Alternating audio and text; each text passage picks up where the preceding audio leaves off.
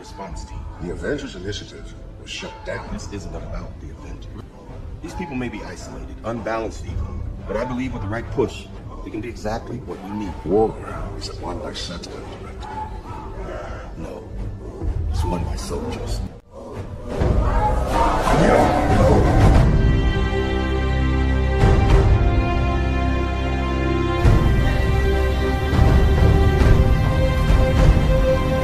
Right now, you, every single one of you out there, have a chance to be a part of the greatest organization the NFL has ever seen, the Dallas Cowboys.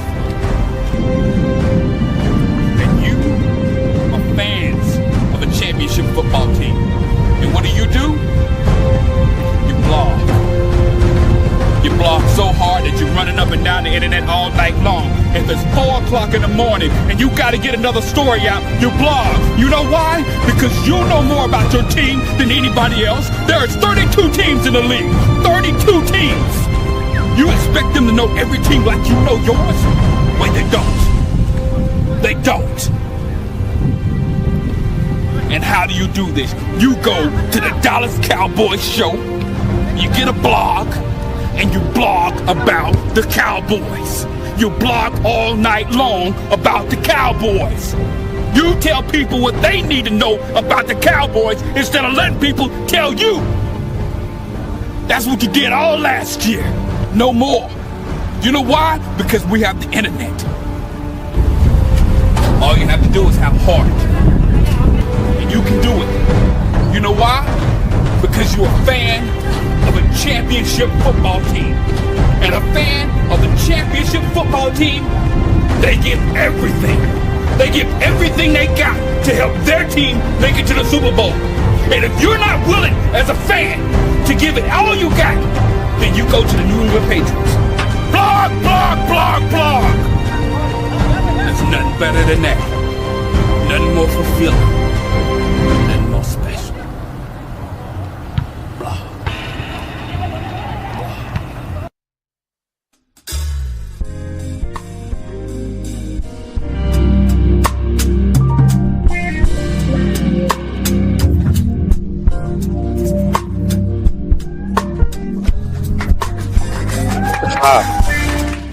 Yeah.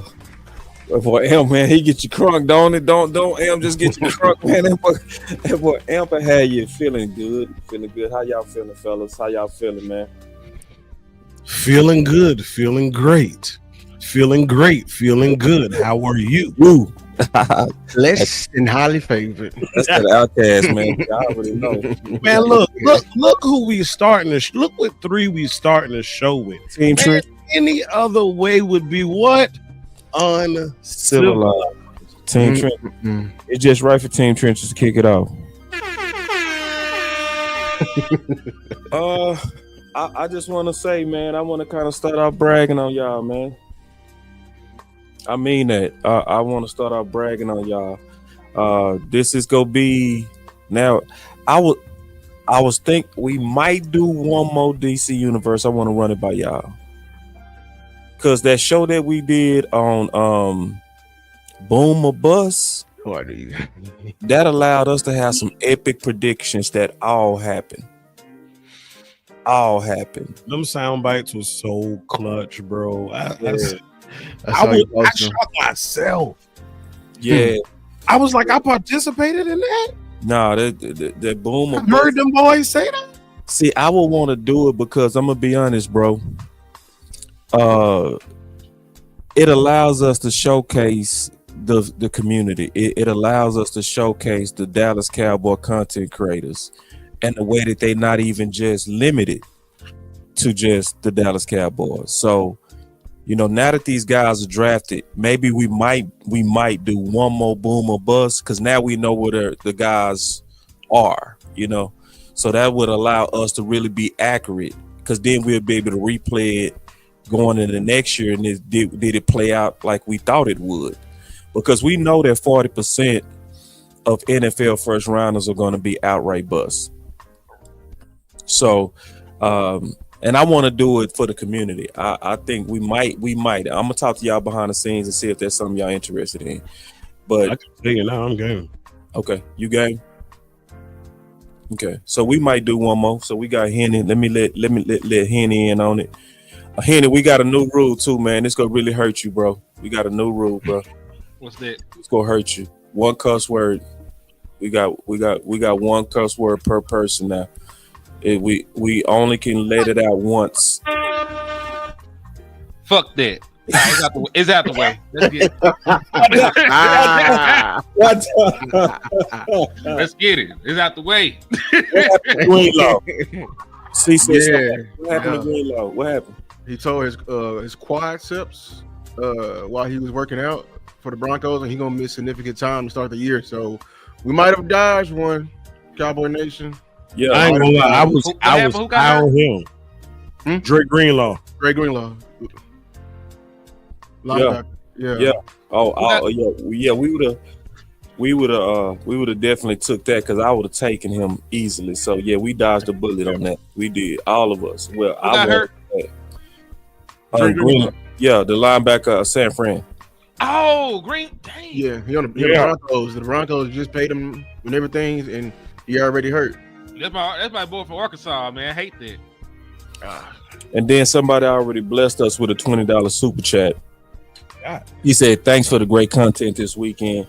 I'm glad you said that, man, because I want to play this real quick, just kind of getting into kind of like this what we was aiming for. So check this out. DC Universe has been putting in that work. Okay, I'm gonna go ahead and say this right now.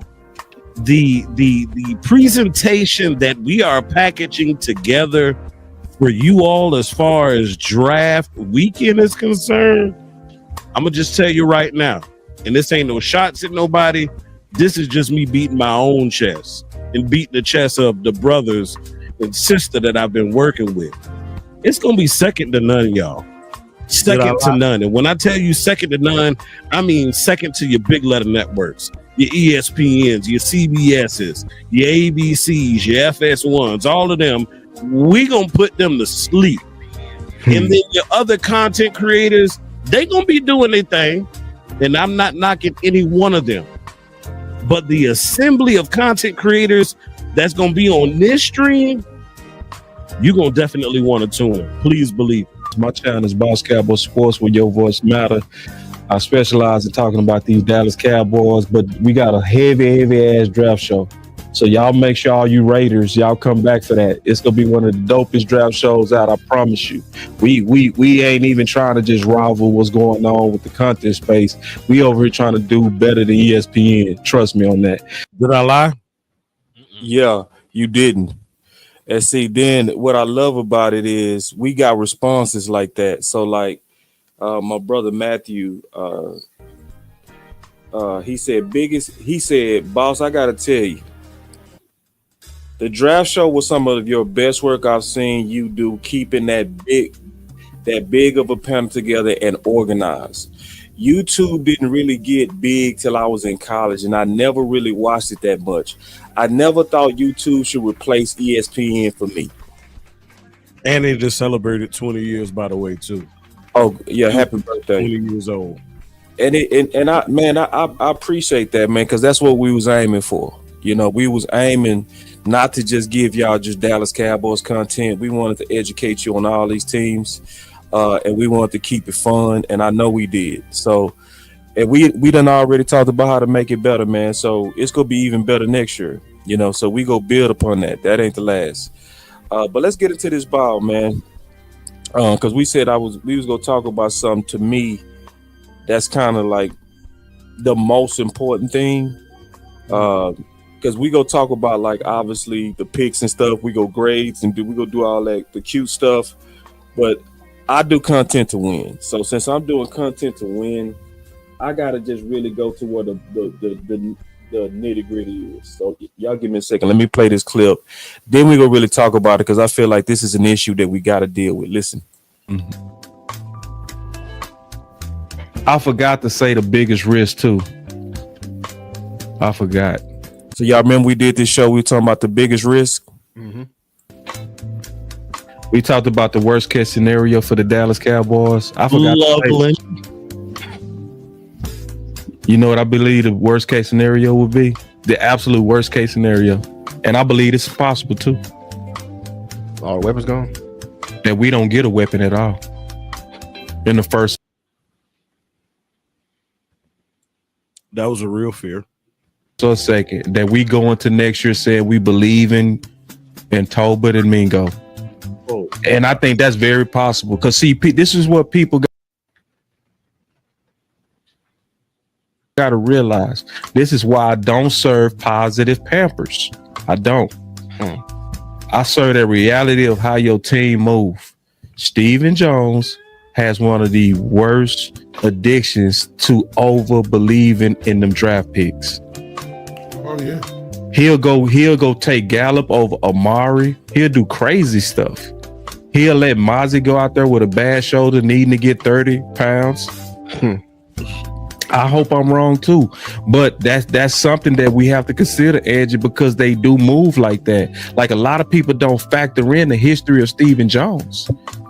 All this talk over weapons, and then all of us could be left hanging. I mean that, yeah.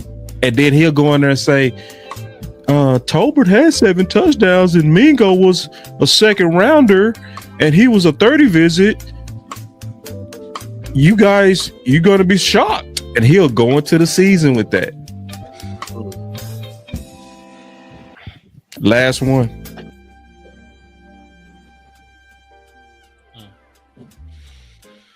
That's exactly what happened. Yeah. I think we got to start with you, Henry. That's appropriate. I mean, I told y'all what was gonna happen. I You mean, did. You did. if they didn't get one at pick 12, they ain't drafted a wide receiver in the second round in 23 years. And then if you go down further and look, they will probably have, especially in this wide receiver draft class, they will probably have the defensive players and some of these other guys ahead of those wide receivers.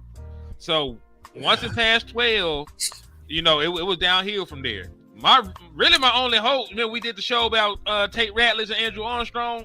I was hoping they at least, when they got one of their 30 visit guys like Andrew Armstrong, Dallas Day guys like Andrew Armstrong in like the 7th round or 6th round or something. I thought we were gonna at least lead the draft with a low round guy, but you know, but the writing was on the wall. Man. The moment they took Tyler Booker, I knew it was game over. It looked like it was over before Tyler Booker. Yeah, I was about to say, I don't think receiver even made the board. Yeah. I saw reports today that there wasn't even arguing between Booker and a receiver. It was between Booker and a defensive tackle. Right. So if they wasn't even arguing about a receiver, they weren't talking about doing receiver at all. And then they didn't do receiver the entire draft. So that means that they was premeditated going into it as if Mingo and Tolbert is your answer. Yeah. So this is our guys again. This is why I would never in my life do positive Pampers. I would never be selling just optimism with no accountability to the front office when they have a clear track record. Let me tell y'all, to me, the danger in this, man. I'm just keeping it real. This is, and I'm gonna just be honest on now. I want to preface it with this: it was a real good draft. Yeah. We also, and I'm being honest, we had a good free agency too. Like when you add it all together, you know what I'm saying? When you put both of them together, it added up well. It came together. But is it over the hump? Hell no. Nah. And let me tell you, no, it's real good though. Your team gonna be competitive. I'm telling you now, we gonna have some fun this year. But this is I actually literally tagged the Dallas Cowboys, and this is what I said to them. If you really believe in Mingo and Tolbert that much, why are you afraid to bring in competition? Why wouldn't you bring in some people? Because a real alpha dog is gonna answer the call. See, when Dak was brought in here, because he was an alpha and he was competing against Romo, he answered the call. You see what I'm saying? Zeke was just better than Alfred Morris. So he stepped up and took that job, right? So it's sometimes you're a young bull. Same thing with Bland. It was no doubt from the beginning that Bland was here to take Jordan Lewis' job, and he welcomed that competition. And it seemed like we protect sometimes these guys. Like Vach said it, and me and Amp talk about it all the time, bro. I think Vach had the statement of the offseason. Can you talk about that real quick, Amp? Exactly which Vach statement? The one that he talked about what Philly does. Pushing Bad players down. Yeah, see, and we push our average players up. It's all about the competition, y'all. Yeah. Since Shotty has been here, you've heard him talk about competition. You've heard him talk about, having special guys, and he's talked about having need, but he's talked about bringing guys in just for the sheer aspect of competition. And so Vach has been super, super vivid with this display comparing the Philadelphia Eagles and how they roster build versus how the Dallas Cowboys do.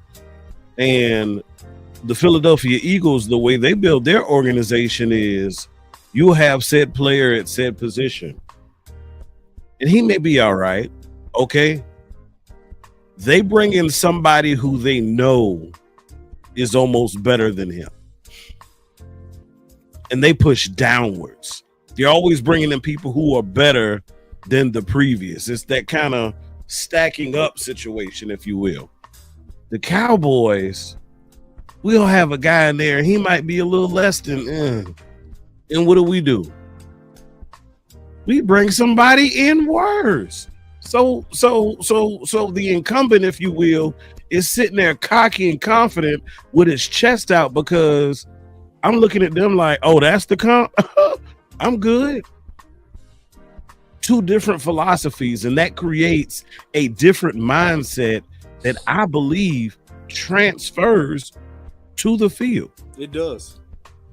Yeah, it does. And I literally said that I think last year, like it was a sickness within the Cowboy Nation. Like how they act at the top, it bleeds in to your players, and so people act like they have their position no matter what, and that's when that front running, that's when that softness seeps into your team, because when you play these other teams, they had to fight and claw for their position. That's right, and they looking at you.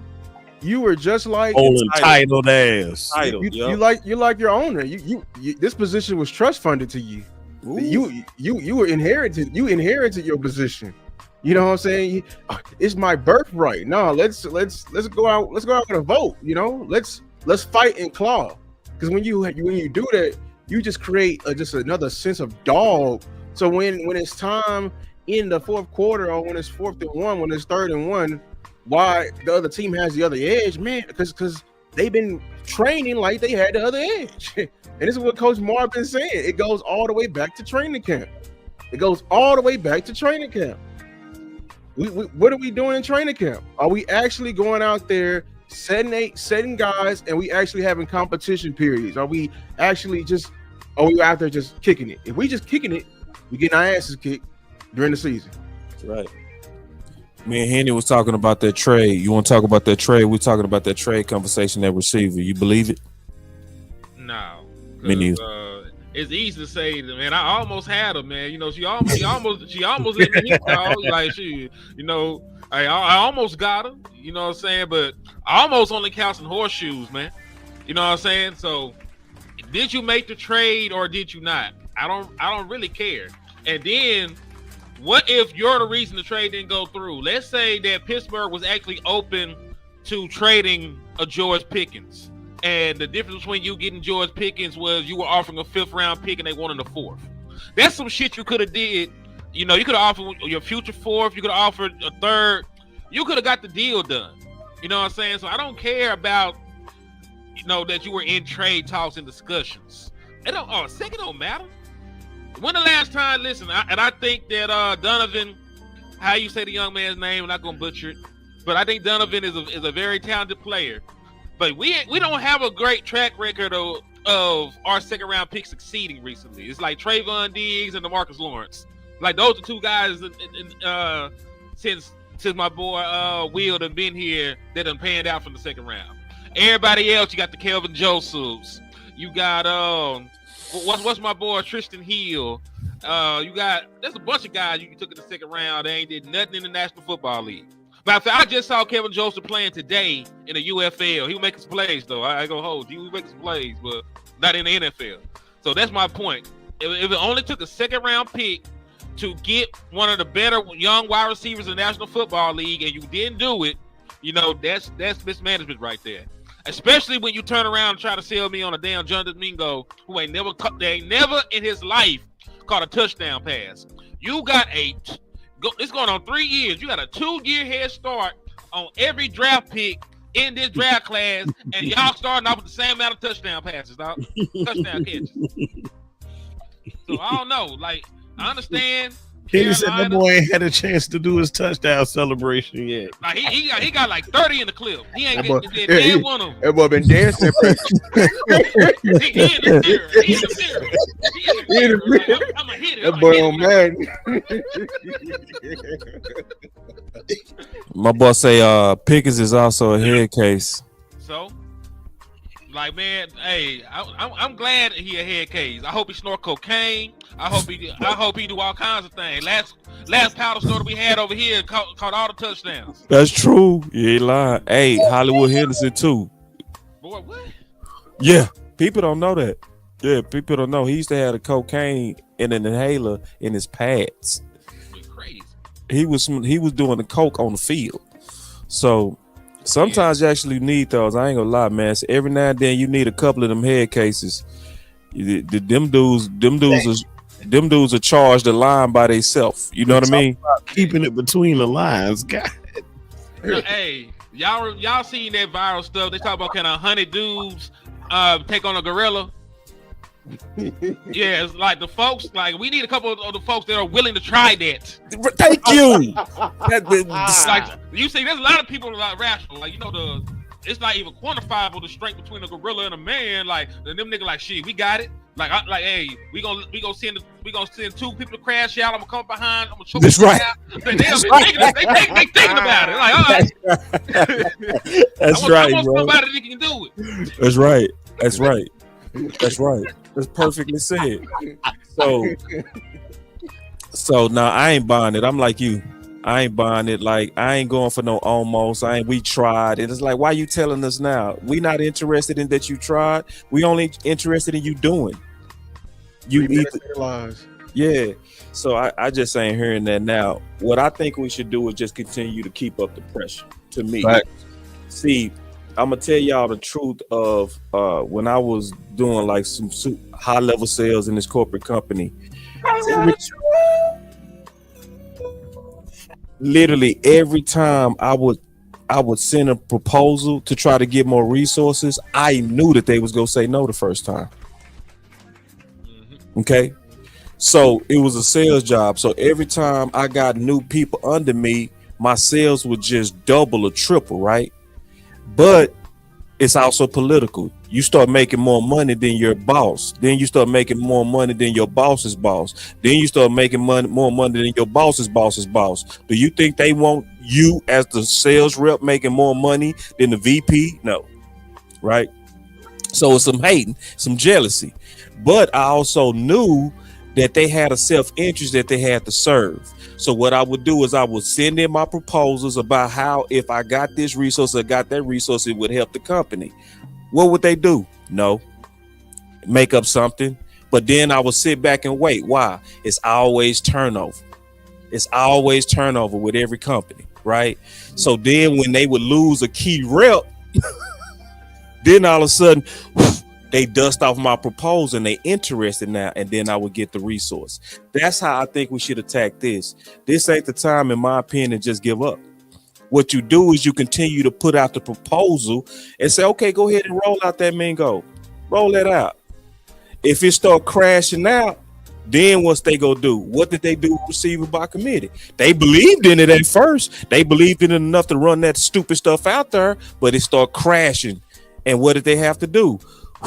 Dust off the Amari proposal. Same thing they did with James Washington. They believed in him. He was a 30 visit guy. He was a stepson. So they stayed with him until what? He fell off a cliff. And then what did they do?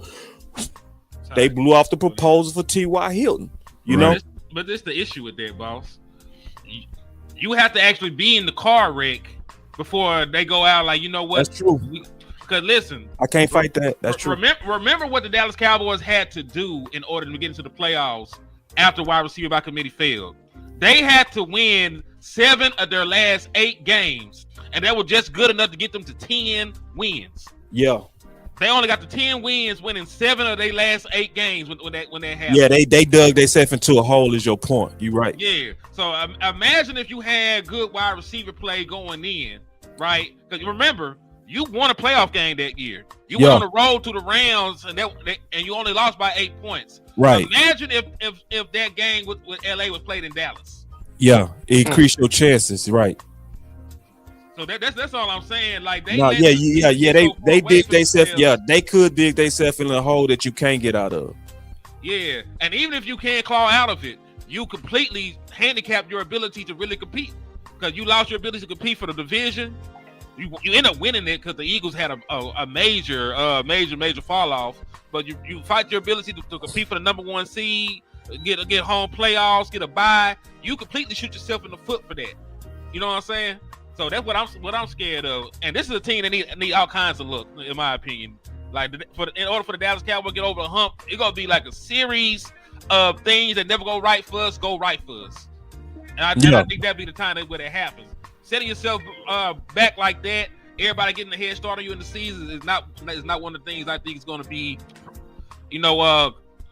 productive for that. You know. Yeah.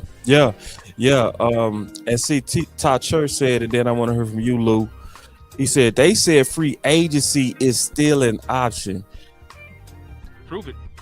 It may be because like I talked about the debris of war. You know, I keep going back to what Steven was doing, getting all them guys. I heard a very interesting thing today. We may have the smallest class of undrafted free agents because we don't have enough spots on a damn team.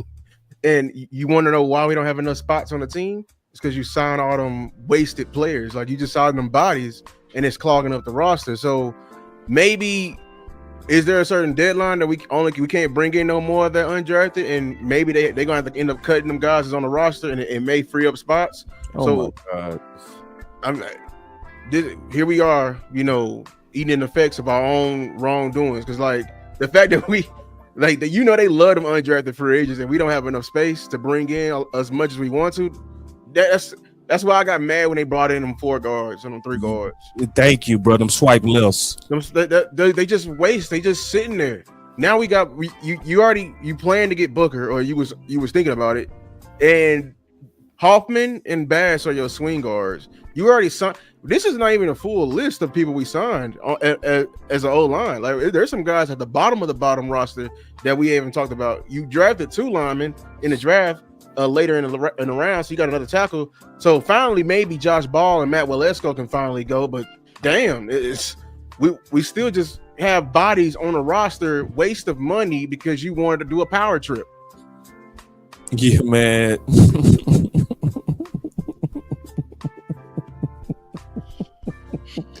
Now, with all that we talking about, it's still real good though. I do want to say that. Like at this point, I will say we're about 2 players away. I would say we're about 2 at the most 3 players away. Would y'all agree with that? I still would say that we need to go DT vet. I don't care what nobody say. I like them young. I like that they went with some heavy drafted guys. These ain't no 300s. These 340s. So I like that. But I ain't gonna never in my life. I don't care what your tape say. I ain't gonna trust no rookie until I see it. You have to show me. Because very few rookies come in at DT and ball year 1, bro. That's crazy to try to get a rookie to be your savior. Could it happen? Sure. Because guess what? Also played above his pay grade. He did. He wasn't really being moved, but guess what? He was falling off late in the season. I was gonna say you 3 tech. Like his job requirements ain't quite the same as what I'm looking for my 1. And I always believe personally that South Breaking up, Hen. Y'all heard him? Hen, you breaking up. What was your thoughts on that while he probably getting his internet together, Amp? Man, the way everything unfolded, man, to lose point, man, what the Cowboys did is the equivalent of, boss, you got your buttons? No. Dang. I'm perfect too. It's the equivalent of taking a dump and wiping your ass with your hand and then getting up and going to the linen closet to grab the tissue to wipe your hands.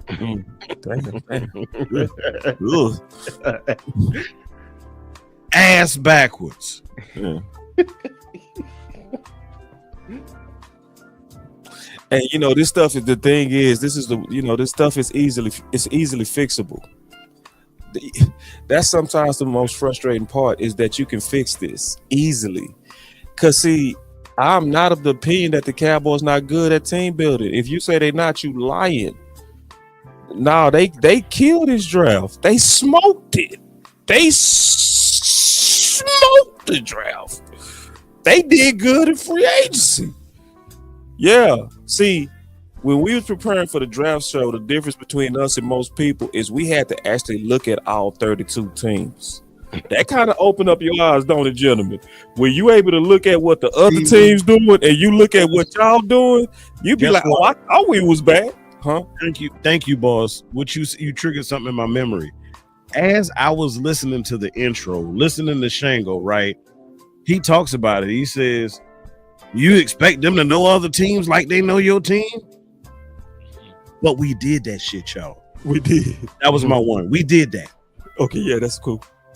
We knew our teams as we knew the other teams like teams, ours. like we knew ours. Yeah, for real. And that's how we was calling them just like that. Yeah, we didn't miss no picks up to 12. We got everything. That ain't by accident, y'all. That's not luck of the draw. That's not we had some crazy intel or some leak stream. Grinded. That's work. That's work. Yeah, we grinded. So, but my point is, this is the frustrating part. I'm just being honest with you. All this stuff come down to, y'all want to know what it come down to me? What's up? Our guys' philosophy, bro. That's what keep killing the hump. That kills the hump. Because if you look at the times when we went 12-5 3 years in a row, those are the years we should at least pull out one Super Bowl, at least in appearance. But if you look at what our guys' philosophy did, it didn't allow us to have the key needs that we needed in them key moments, right? So what was the key thing that we needed in that last Green Bay loss when we got smacked in the mouth? Everybody kept saying that we had what? Itty bitty linebackers. Well, wouldn't it have helped you if you had Reggie Ragland? What was his name? No, Dan Quinn was actually lobbying for the number one linebacker in the league those 2 years. Bobby Wagner. Bobby Wagner.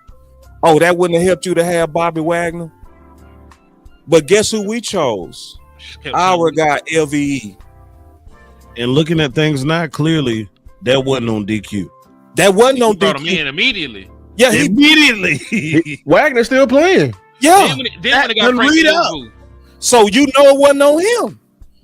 Just like Fowler reps increased immediately when he went to Washington, where he wasn't getting the tick he should with us. Why? We was putting our guy Armstrong over Fowler's reps. He was getting more reps than Fowler because he was one of our guys. But Fowler had more production with way less reps. Then don't forget they chose Gallup coming off knee surgery over Amari. So you telling me those three players wouldn't have made the difference on those 12-5 teams?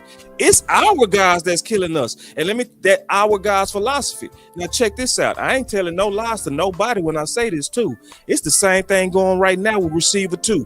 You got one thing that can potentially put us over the hump, but our guys, stepson Mingo.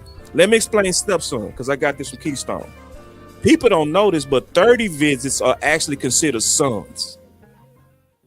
They believed in. because they believed in you. It comes down to kind of ego stuff. If we bet on you, right. yeah, it's about proving yourself right. So if we thought you was important enough to bring us in on a 30, we don't give up on you. That's why we saw that goofy stuff about James Washington. They let him just get injured and injured and injured and injured and injured. Then he got in the game, got hit one time, checked himself out the game. They said, okay, you quit. We wasted. Then he went and got T.Y. Hilton. Talk about that, Henny. We talked about that earlier. Just the history of how if they would have brought him in early, what he would have done.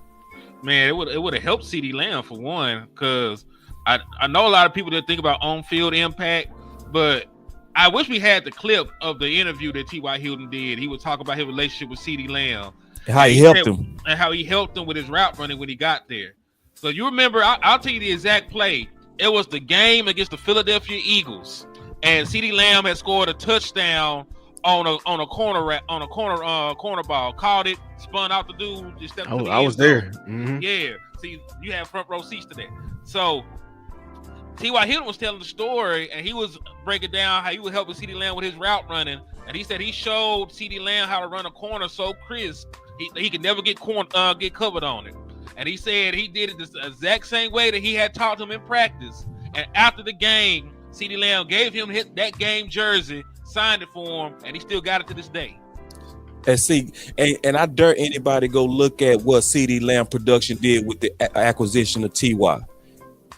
Now let's just try to use our imagination and say this.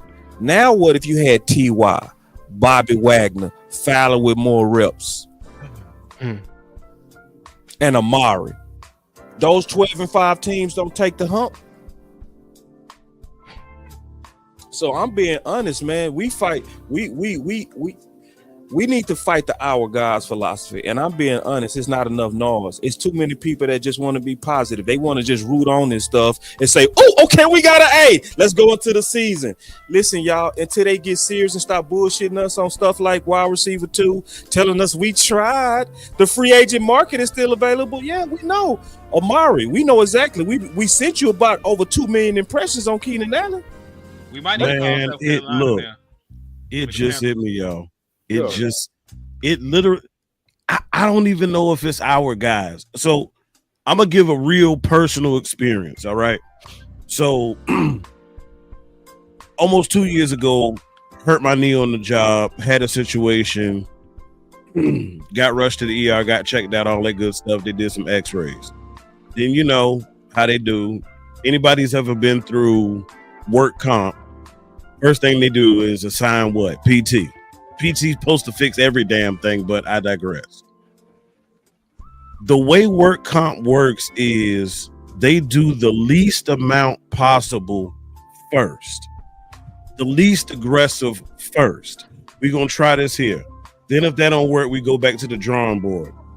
People, do y'all realize these people actually sent me to PT before doing an MRI to realize I had done tore my doggone knee and needed surgery? See, that's the stuff that happens when you do the least aggressive first. You end up causing yourself possibly further damage.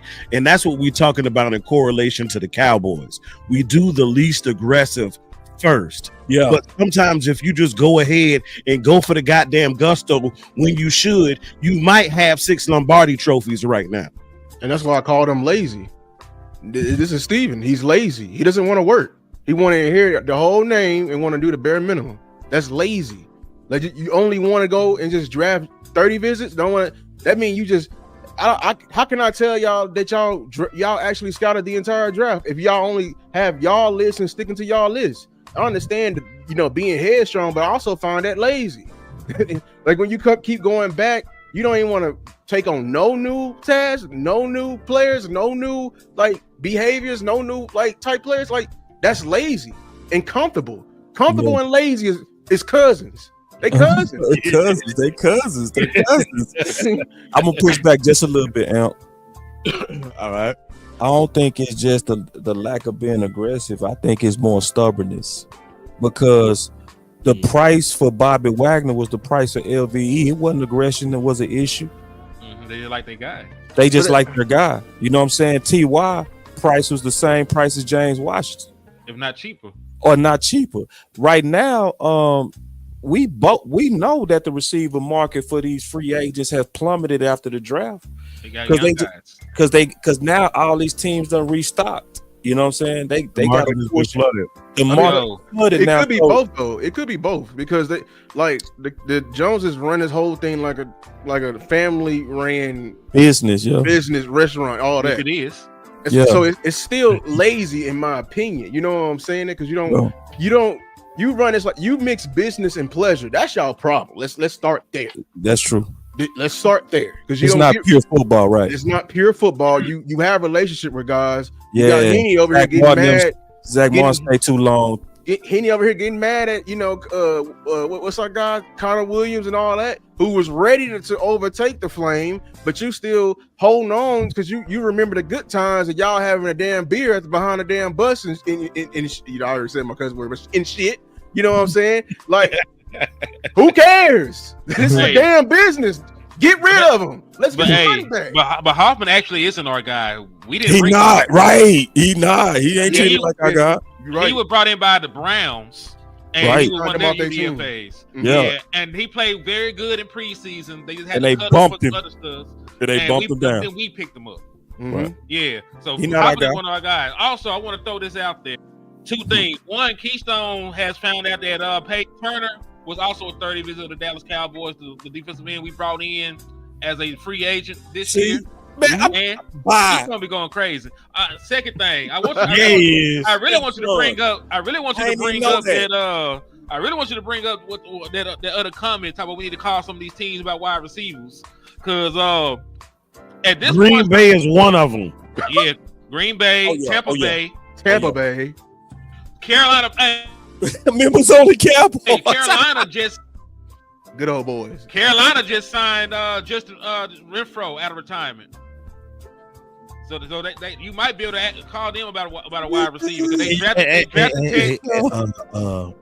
They drafted Ted. They you got another one of them Mingos. What about Houston? What about your guy from Houston? The guy They could that's go been getting get a hurt. weapon, man. They could get a weapon. They don't Benji. want to. No, not They Magic. could get a The weapon, other man. guy, because I think he's Tank on the way Dell. out. Tank Tank Dell. Dell. Tank Dell out for the season, so I can't call about. Yeah, Well, he I'll can take go. Romeo too. Somebody said I'll take Romeo Romeo. Dobbs. Oh, yes. Remember, because they drafted Golden and they drafted Savion none catching ass Williams. And there was two cuss words. I'm sorry. But I had to throw that one in for His Savion. hands is Christmas ornaments. Yeah, they just there. Decorations. They said they would. He said his They hands are look sold cool. separately, bro. Yeah, I said he was an action figure to hand. Like, come on. $29.99 for extra $10. Hey, you know how they dropped the game and they dropped the DLC, like the hands DLC. You gotta complete the regular game so you can get the hands. All right. So hey y'all. Let's get $4 a day, Cowboys Nation. into the draft, man, because the draft was real good though. Real hands. To me, the draft was great. It was a great draft. It was great. Like this could easily be an A draft. Now I ain't gonna quite give it an A because I still ain't finished really looking at everybody. I ain't gonna lie. I took a break after the draft, and I'm gonna take another break. I'm gonna probably chill out on Monday, to be honest. I might not do no content to Tuesday, maybe Wednesday. Just being honest, man. That draft is a because see, I do want to brag on us before we go into this draft though. Let's do it. I gotta brag on us. And I want to talk about us in comparison to the East because that's important that we look at that too. Hell yeah. So I want to show something real quick, just about. Hold on, real quick, man. Where is that? Oh yeah, I gotta show this. I'm crunk for this. Look at this. This is true. No show had a better finger on the pulse for the Dallas Cowboy draft than DC Universe. This is a fact. This is a fact. Like we accurately predicted Booker. Which y'all did. We accurately predicted Golden was a 20. Now, this is where Landlord and Henny killed it. They predicted the runs on weapons before 44. That completely happened too. And remember, that's the bullet I said you shot me in the head with, remember? Yep. In our fight. And then we predicted defense after the Booker pick. That was impressive.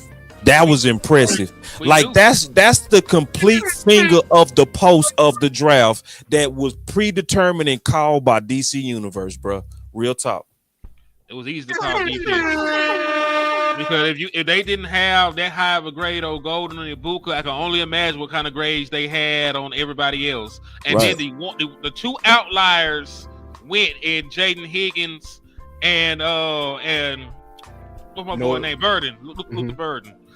Like the two outliers, the guys that had high draft grades. I knew they wasn't going to take no Trey Harris that high when they had these other defensive players on the board. So Yeah. it makes And then look who took Golden and Ibuka.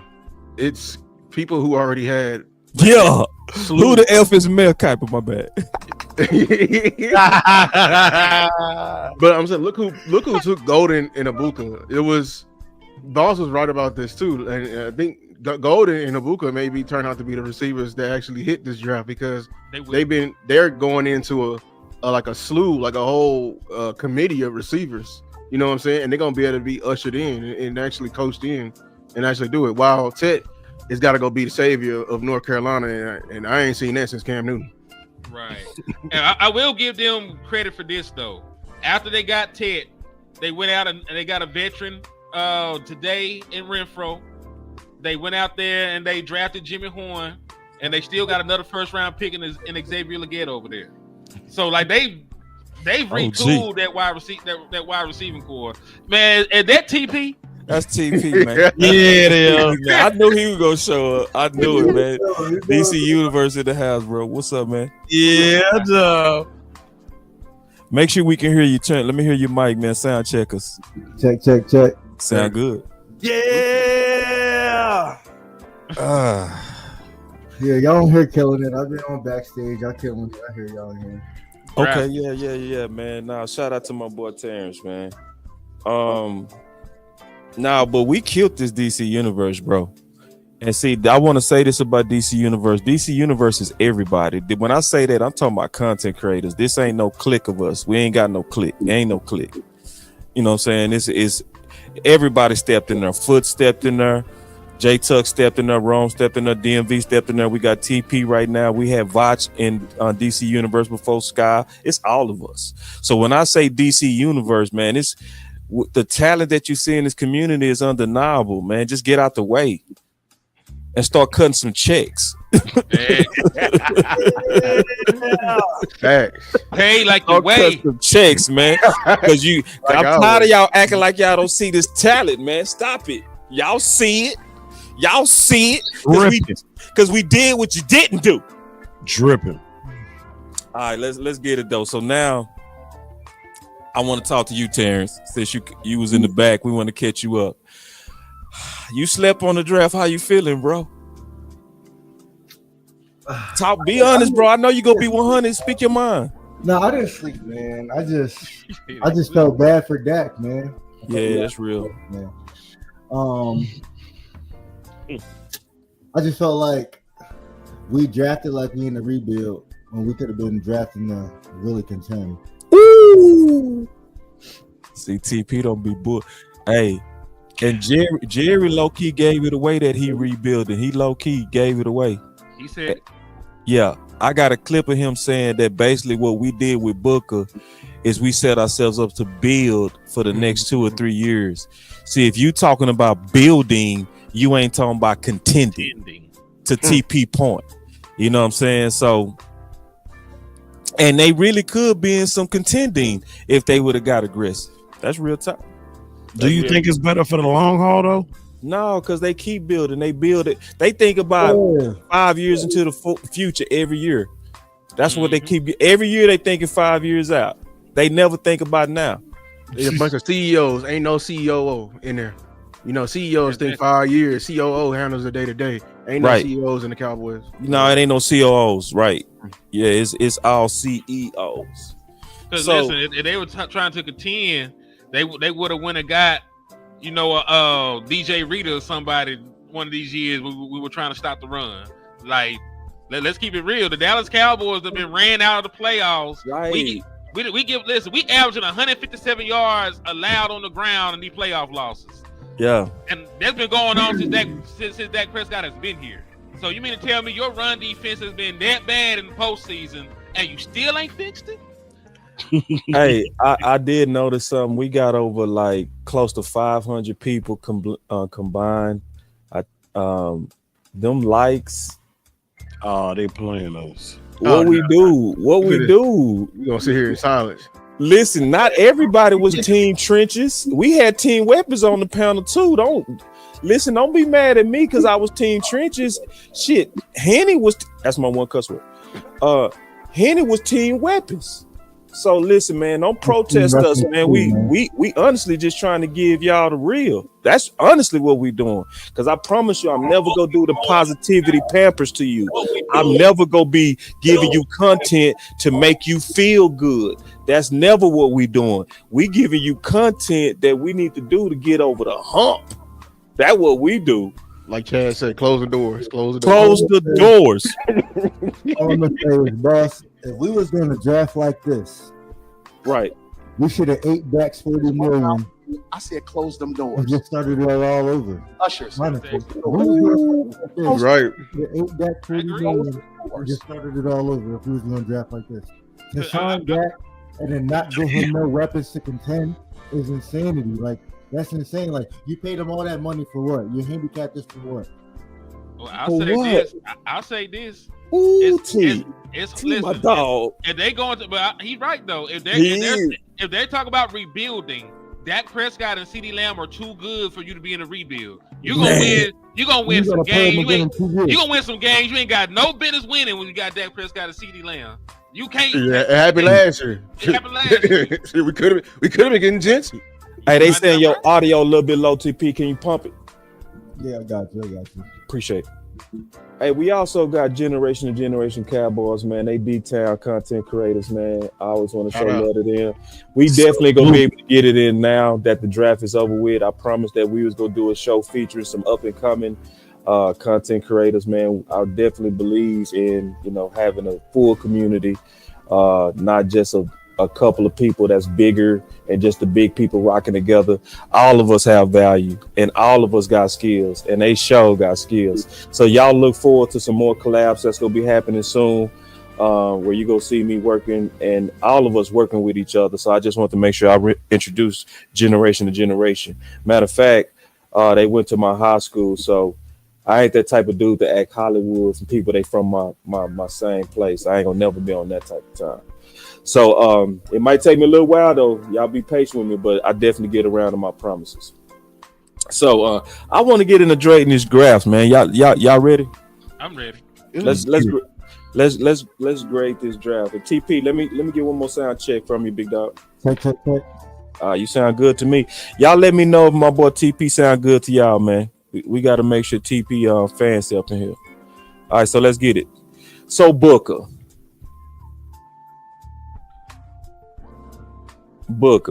what's the grade on Booker?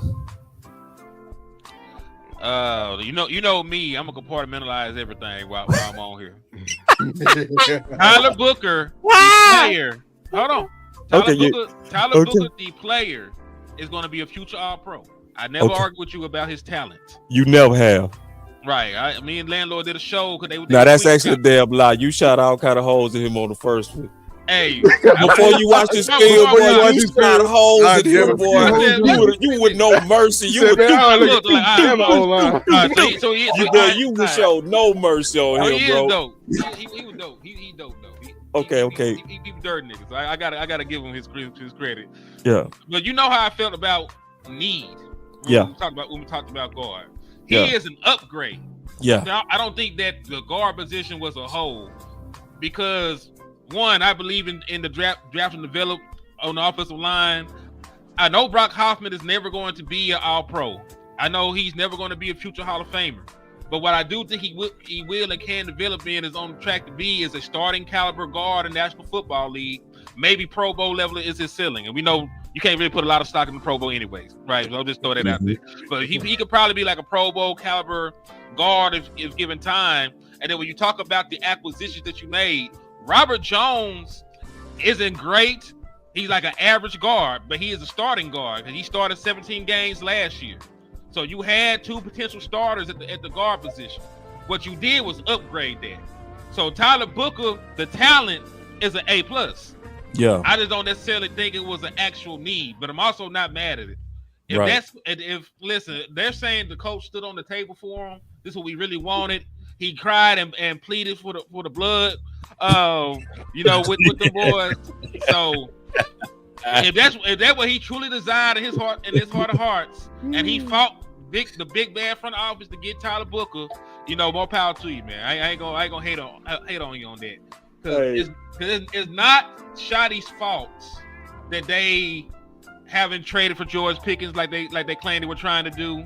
Yeah. It's not Shotty's fault that Jerry Jones is incompetent. it's not his fault. Yeah. So if this was his guy and he got a vision, I'm gonna just let it be. But I swear to God, if we come out here averaging 20 points again, somebody gonna die. I'm gonna be quick, man. I'm gonna be quick with mine. I first want to say shout out to Lou, because me, Lou, and the OC, we stepped out there on this Booker, and it was definitely no A grades on when we first talked about Booker.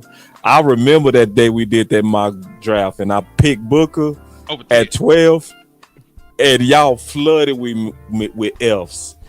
That says that over time that people started to really listen to us. That's what it tells me. You know what I mean? To where I think we did a good job of already educating most people about Booker. So by the time the pick happened, it wasn't as bad to a lot of people because we already kind of laid the groundwork on his potential, So I give it an A++, mainly because I'm gonna be quick with it. Mainly because I love how he matches the head coach's identity, where he said he wanted his trenches and he wanted a physical identity. He is the most physical player in the draft. I also believe in running down ball. I believe that it's going to really even help wide receiver too with a coach that really want to run the ball. And I definitely believe if Clayton Adams was able to have that anemic offensive line as a top 3, how the hell is this one not going to be number 2 or number 1 when they just so much better athletically and physically and stronger, So I just think he was the final infinity stone to really just kind of make us just powerful on that offensive line. I also don't believe we're going to be shopping for no offensive line for the next 6-7 years. We're going to be shopping for backups, but we ain't looking for no starters. It's going to be only about putting around them at this point. What's your grade on the TP? B+. Damn, you gave it. Ooh, I like that. That's way higher than I thought was coming. I think you were gonna say B, bro. B+. I did. I like that. I say B+ because he was a good player. Yeah, he a good player. That's what's up. He's a good player, bro. So I'm gonna say B+. Because I feel like it was a reach a little bit. And I feel like we could have got some talent. But like I said, man, if we gonna run the ball, can't be mad at it. I told you that a couple shows ago. I'm not can't be mad at it. Yeah. I just wanted to get Lou in real quick, Henny. I'm gonna come right back to you. Oh, that's fine. I'm sorry. Yeah, you good. So Lou, what's your grade? A++. What else can I need to say about? When he did that interview right after with Micah. Like y'all, I ain't when I scouted this man, I ain't hear no interviews, no mama, no daddy. Like all I just watched was the film and metrics. Yeah. When I say when his film spoke the exact words he was saying, how he played. Yep. I was telling y'all when he blocked people, he was trying to block people to hell. I literally meant it. Me too. I saw it too. Like he's trying to take. He's trying to kill your life. He's trying to kill you on the field. Yeah. And the way he was talking, how people getting people hype, I was like, yep. Your film match your words, and I believe you when I hear you. So I can't wait. We gonna run the ball. He gonna make everybody better on your O line. Even Hoffman finna get better because he gonna the whole line go get the better. The whole line finna get better. I'm telling you, because this type of attitude is gonna be needed. Hoffman, right. Like y'all said, Hoffman. You love how he's a bully. This is a bully right here. This is a bully. This bully called out an All-Pro D tackle before he lined up. He know the ramifications. Jalen Carter got him circled. That's real. My boy say, boss, fair, this is Willie. not NCAA. This is the NFL. I'll wait to see Booker take some NFL snaps before I I give my feel you, grade. Willie. You can do I that, feel brother. you right now, Willie. I feel you. I said I don't Willie, feel that at all, because there's some prospects that you know go come in and ball, bro. We can use our imaginations on some of these dudes, bro. We ain't got to be like that. Like, we knew Nelson was gonna come in and ball. We knew that. I knew Come that. on now. Like, we knew Saquon was a baller. Come on now. Come on. Like, we ain't got to act like we got to wait to see the paint dry. Now, some of these dudes you know what Zeke was gonna be. We knew what your brother was gonna be, bro. We knew what your brother was gonna be. It didn't take no imagination to know what Michael was gonna be. You know what I'm saying? It's some dudes got that. It all depends on how instant it's gonna be. Yeah. I'll put this. I feel like there's nothing wrong at all making a prediction on the guy. And this is my prediction. I'm going to stand on it. He going to make that offensive line better. And I said this 3 months ago. This is what I said. He the type of dude that's going to put so much physicality on tape that it's going to make them vets say, I got to step my shit up. Mm-hmm. Yeah. Well, hey, Amp, it's your turn, ain't it? Yeah. Yes, sir. So I give an A for the player, and the other A I give is for the tone. The tone it's set for the team. That's perfect. Pairing up with your coach's ideas and philosophies, they spoke volumes with that pick. You heard Volume. That phone call? You heard that phone call? I didn't. I ain't heard none of that yet. Y'all didn't hear that? I checked that after the draft, bro. I swear to God. I gotta catch up. I'll catch up, though. I'll be caught up by tomorrow. I just hear what Clayton said to him. Okay. That's it. Oh, Okay. you got me crook. Damn, I kind of want to hear it. No. Hey, the only thing I was gonna say, man, before was the only thing that I hated that we didn't get a chance to trade down like two spots and get that extra pick. I still think we could have probably recouped it. 'Cause I don't think the two guys after us took off for cigars, did they?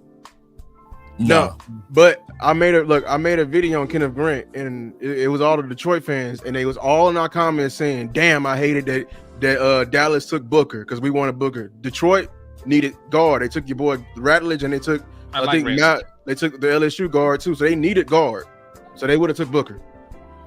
Yeah, and that's why I was always saying. That's why I was always saying it was risky to move down with Booker. I always said that, bro.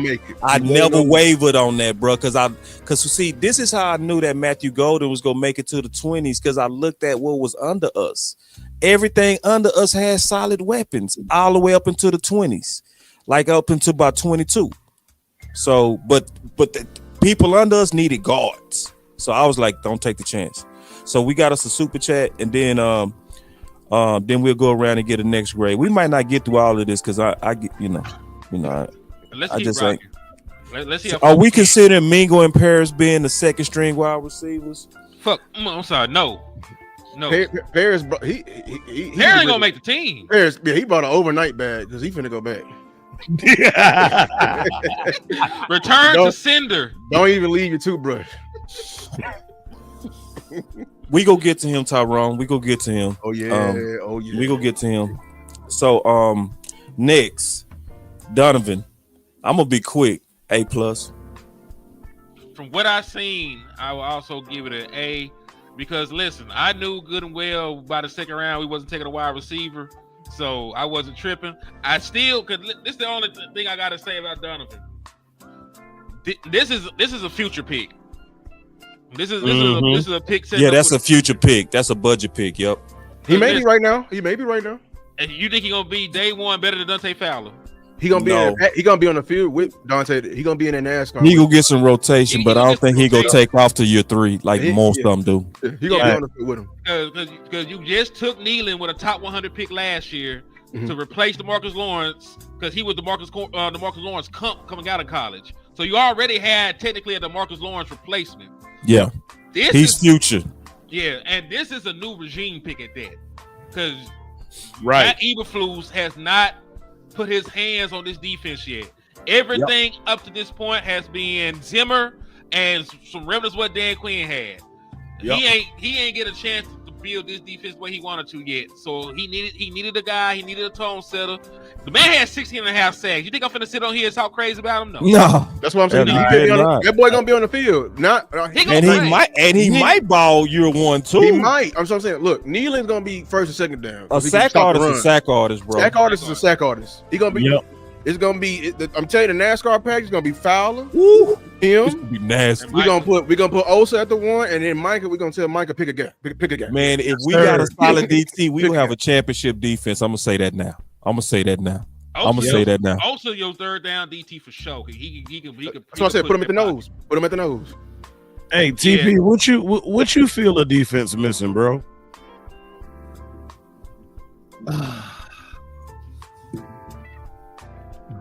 Like right now or preview, like this past year? Right now, what are we missing? Right now, One tech, my dog. Linebacker. Yeah. I think your brother needs to play that. I ain't gonna lie. And then after the bag is secured. I really want to see what they do. Yeah, after the bag. I really want to see what they do at safety because I feel like we have it there. I feel like we have it already, but I want to see what they do with it. I feel like we have it. I feel you. I feel you. And either nickel or outside corner, depending on how they want to do with it. Like, you know what I mean? Like, we have to address that.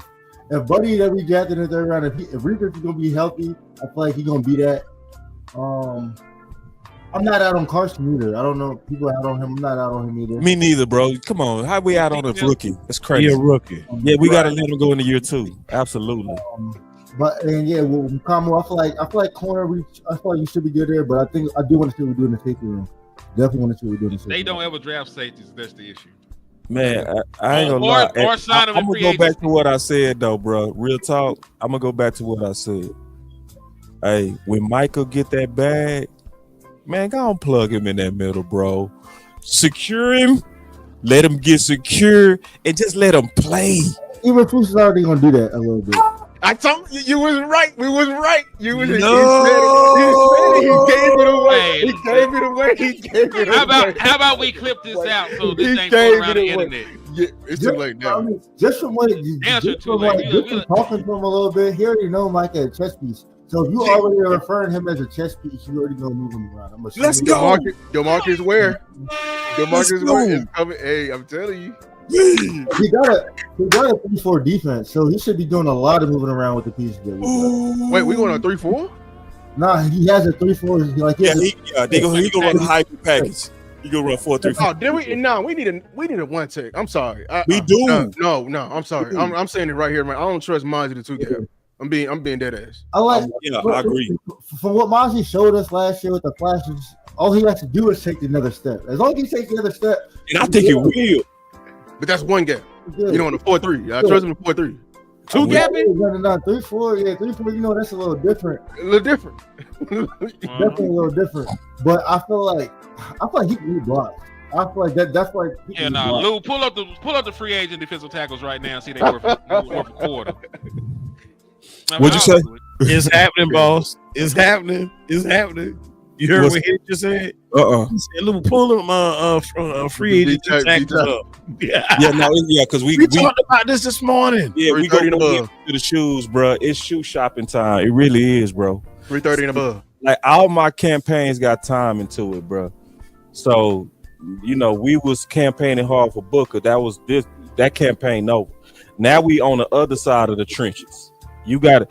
Because to be honest, I'm gonna be all the way honest. They didn't just fail wide receiver too. They failed Micah, homie. If you don't get that DT, dog, you felt your best defensive player, man. Like, and I'm gonna be honest, and I said this on Twitter. We had so many needs that we narrowed that fight down to weapon versus guard.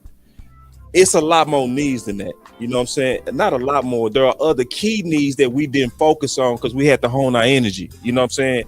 But now it's time to take all that energy we had on trenches for guard and move that thing right to the one tech. I swear to God. So I already got my button ready. It's the shoes. You feel me? Because when I say shoes, I'm talking about one tech.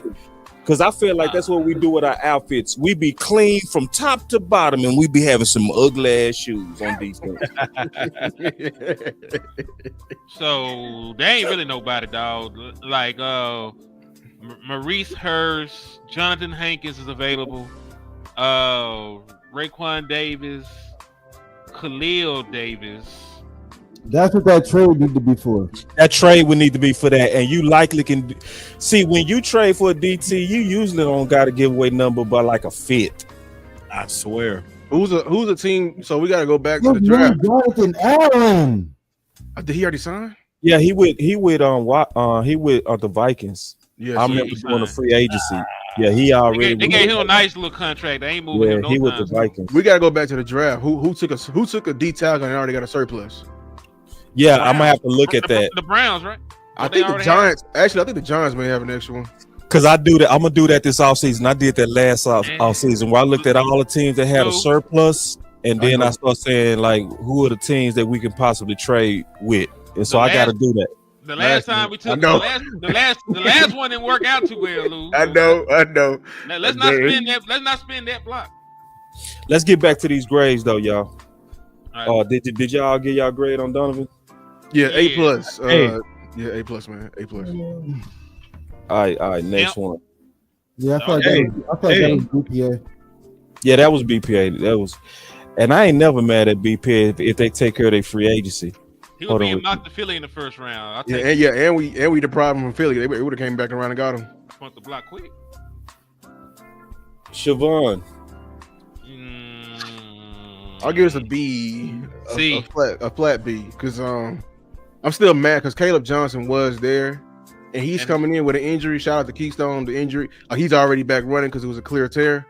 But what was on the board, like we could have got a running back, y'all, like right here. BPA, but, he wasn't BPA at this point because he's just if you factor in the injury. I mean, technically he was because he was projected to go first round and he fell to the third. I'm talking about currently, and then also like I trust Boss over them niggas. Yeah, me personally, I feel like I'm gonna explain that once he get done. Once the run on the weapons went in the second round, there wasn't really a running back worth getting that early after that. To be honest, you could say Caleb Johnson, but I thought he's good, but you know what I mean. I think the 40 times scares a lot of people. Yeah, which for running back, it's like, come on, dog. There was a run on running backs in the fourth, and it was like scary. They what you said, they were drafting 40s, and they was them running backs that were fast wasn't that good. They got out the board. Yeah. Like them Toons, nah. You know, I don't rock a Tootin like that. You know what I'm saying? Yeah. So I felt the same way about Blue. I thought he a little bit better, but we can use him in a pass game more. Yeah. My grade on Siobhan is a C. Same as mine. Yeah, C plus. And this is the reason is because I don't trust their timeline. That's one. Two, I had 10 corners with 3 stars. I had him with 1 star. And Henny made me show my grades, and I did publicly. I felt like it was a lot more corners that has a lot more cornerback ability than him. So, but a lot of people, I see y'all giving it an A because y'all grading him based on the universal board, which had him with a first round grade if he wouldn't have had the injury. I didn't. I had like a second or third round grade on him. I'm just being all the way honest. You know what I'm saying? Now, in terms of his rawness, he is a moldable type of dude. And you can mold corners. He got all the things you want in the corner in terms of long arms, willing to tackle, a real raw football player. You can build a guy like this to become even better in less than the offseason. So, hey, I don't mean to cut anybody off. Was Will Johnson still around? Who? We took him? Was Will Johnson still around when we took him? Okay, no, he was gone in the second. Yeah, I thought that was gonna be a second round pick, to be honest. I was just gonna say this: the Siobhan Rebel pick, them giving him a nickname because they said that them releasing the fact they gave him the nickname, they called him the Condor, and then Jerry Jones comments about Trayvon Diggs and the shot he took at him about his rehab habits make me feel like this is Trayvon Diggs' replacement, and he ain't getting a second contract. And guess what? We did some digging. You want to know what he got similar to Trayvon Diggs, Henny? He used to play wide receiver. Used to play wide receiver. My God. See, we can't all skills. But Now, yeah, that was crazy. All that shit was out of left field, man. That's not coincidental. That is crazy. I'm gonna say this on the value, I give it an A. But on the schedule and logistics, god damn it, I got to give it a D, man, for damn that. Because Dude, bro, I say damn that. we could have did something else there. Like, no, you didn't have to reach for weapon. I just felt we could have did something else. Like, a great content creator once said, if your insurance needs insurance, You need more insurance. you need more insurance. And we still need more insurance because, to your point, I don't He's trust the insurance for the insurance that need insurance. facts. Yes. I still stand on if we're gonna get Izzy some playing time this year, we won't regret it. I still stand on it. Oh yeah, I shit, like man. Illy. I like his. He played good in the playoff game. Then we never seen him again. Man, My favorite played good in Told y'all two. that man went playoffs. upstairs In the like deep doghouse. they said out here something like him, man. But DA Lee summed it up best, man. You got a whole room full of hurt DBs, man. He's just injured right So now. like that's why I don't do that positivity. Like, see, if I want to just try to hustle everybody to make everybody feel good, I would have just went with Amp's first part. It just talked about the value because the value is a A. That value is a A. But you're on the consensus, but that's not my grade shit. Exactly. You know. And see, Henny gonna hold me accountable. Henny ain't gonna let me fake it. I wouldn't fake it anyway. You feel me? You know what I'm saying? So, so a lot of people, they go hold on to that. I don't care about people grades. I never did.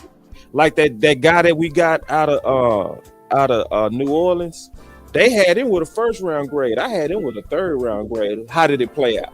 You were right on that. I Yes, know. you were right on that. Yeah, but see, cause I ain't gonna never give y'all no hype, So I'm gonna give y'all the actuals of what I really believe and what I really saw when I watched his tape. All right, the next guy, and then we gonna start getting up out of here now. Maybe. I'm enjoying this. Oh, you enjoying that? I'll take our time. Jaden Blue. Go ahead. I'll let you rock, bro. I keep going first every time. You go. I think we're gonna put him with C. See, I give it a B. I do have Damian Martinez right here, but I get the 1-2 combo. Yeah, right. I give it a B minus because I prefer getting a 3 down to power back over a scat back, but he's gonna be more versatile than we think, especially in the passing game. And he's a committed blocker. He got a lot of high upside, so we're gonna really see it. Hopefully, the fumbles are not a problem, and hopefully, he can take a beating because we trying to do a lot of power run stuff. But like his acceleration is better than a lot of speed backs. It's even better than Pollard's. So yeah. all right. I think I'll say like a C as well. It's not that I don't like him. He's a very explosive back. He has good hands. He catches out the backfield. I saw him cook Ohio State out the backfield in the playoff game. So he's a guy that performs. We see him perform well in a big game. It's just I don't know if he's the kind of wide receiver I wanted, and I'm not necessarily sure he was the best player available for us. Team weapon, you could have got Torrey Horton in the 5th round. Who a wide receiver at one point had a first round grade coming off an injury. You could have got DJ Giddens. There's some other backs that I felt were better. I'm not even a huge fan of DJ Giddens, but I think he's a better overall back than what Blue is. But if this is going to be a committee and he's just going to play a small role, because really what I'm thinking is they're going to really put a lot on the plates of Sanders and Devontae Williams way this is shaping up. Like they really do like them. We don't like them. They really rock with them over there. The way And they might be all right too. They might. Because see, I looked at Devontae Williams. His problem with his line was trash. got He hurt. ran hard. But if Javonte Williams been good. Yeah, his He's line, good. man, like you couldn't grade that dude tape, man. Them dudes is all in the backfield. Damn, they're taking the handoff for it. I ain't bullshit either. I ain't bullshit. He was a 1,000-yard rush over there his first 2 years, right? Yeah, he might be just like what McFadden was, where McFadden came over, was in a bad offensive line with the Raiders, came over to the King line and got a K. So it's possible. I think Sanders is not going to play. I think Blue will play over Sanders because if in a committee you're gonna have to have a hammer and a speed guy, and Sanders clearly lost a step. Yeah, Sanders don't look the same. Sanders don't look the same, but I think Javonte, if he can stay healthy, that's why I'm mad that he's the hammer. Like he can be the hammer. So, and what Blue offers, I don't think them backs offer like in the passing game. So Right. So I'm telling you, he's gonna get a lot of play time than we think. Yeah. Yeah. See, I'm gonna give him a C because again, he's specialty to me, Like and that C also as far as for preference. I would prefer more of a all-purpose flower, but he's the self-rising, if you will. He's that specialty.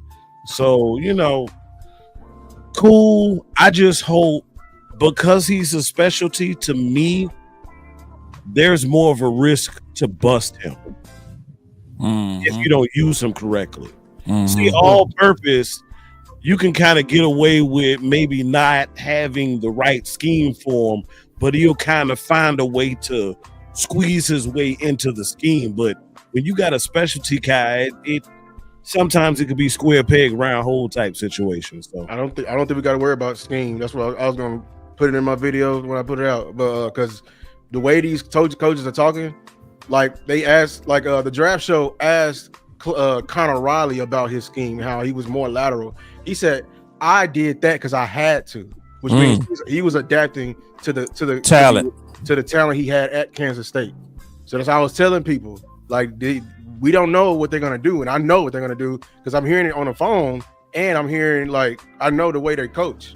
So you know what I'm saying. So they're gonna adhere to the fast back. They're gonna be ready for the power back. I'm telling you, there's too many hands on this offensive line scheme for them to not to be prepared for this. okay, I'm gonna be all the way fair. I can't judge the player yet because I don't remember my notes on him. I have to go back and look at my notes, and I gotta get refreshed on film. So I just talk about conceptually.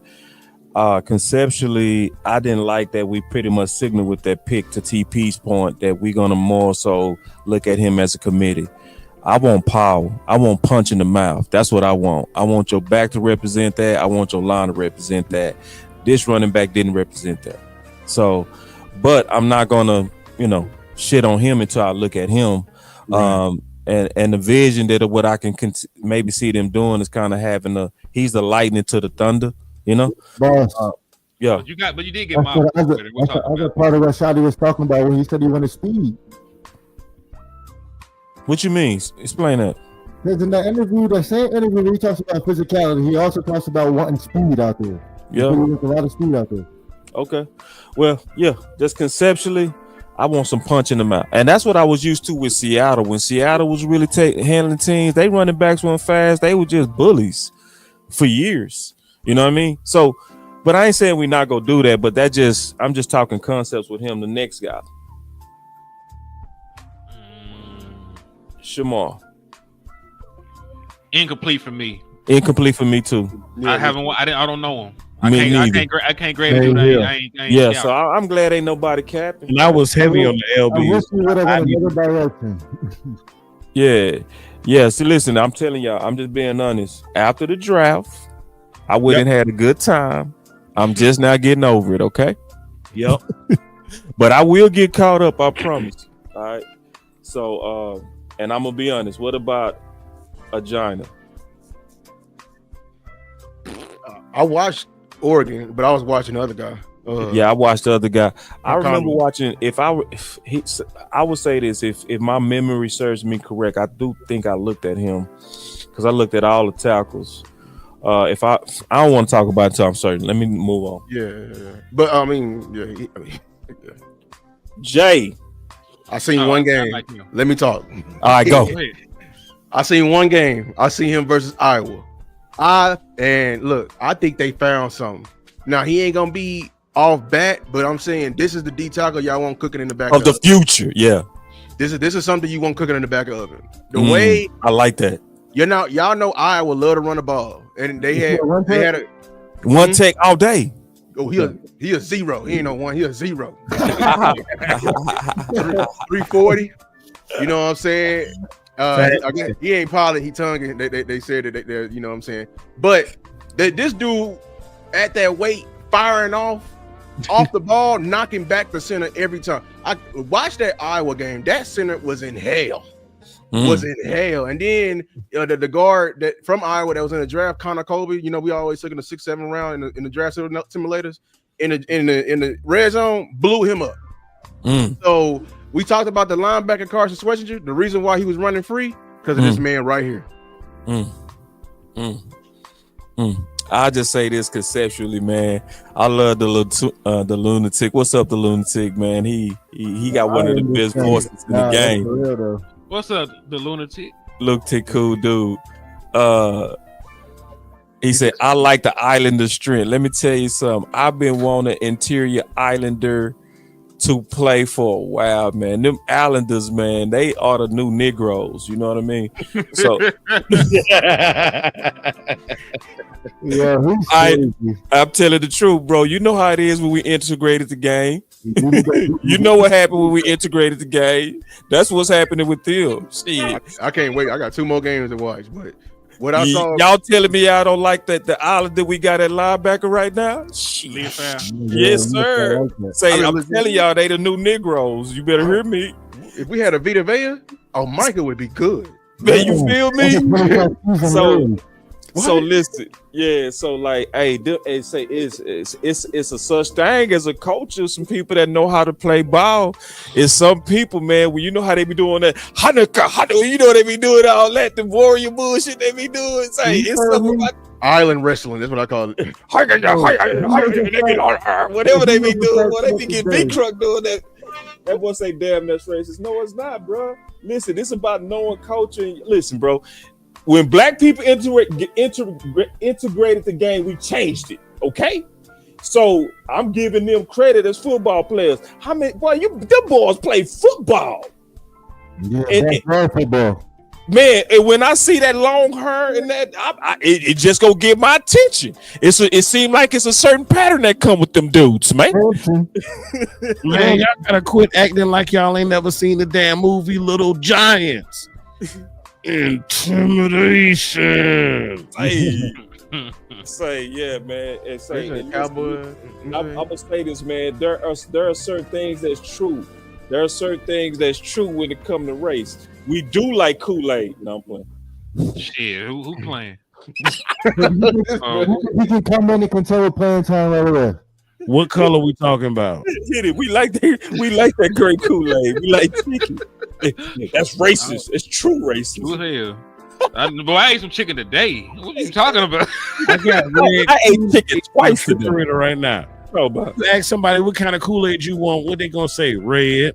They ain't gonna say no flavor. Purple. They ain't got no damn flavor. Straight color. Yeah, I know he's tonguing. He's tonguing. We know. Yeah. They say that's what I said. Islander. Okay, my bad. Yeah, he's tonguing. They don't have Hawking. Yeah. Okay, my bad, man. See, you're educating us. This is perfect. All right. That's why I say, listen, I watched this film yet or nothing. Now, when I watched him take the phone call, I like that he had a very chill demeanor. So I don't really know nothing about him. So I got to look at his film. I do like his size, and I love the write-up on him. That's the only thing I can say. All right, next. Mafa. Yeah. I'm gonna go with a C right here because from what I've seen, I think he can be sneaky good. Yep, he can. I haven't seen him. I think I've seen him in the playoff game. He kind of run like Leonard Fournette a little bit. So listen, this is a very, very, very deep running back class. He was not one of my targets. Like I was trying to target top end running backs in the draft, and he was somebody that was always had a lower grade. And even then, for the lower guys, I was trying to get Jaquindon Jackson out of Arkansas.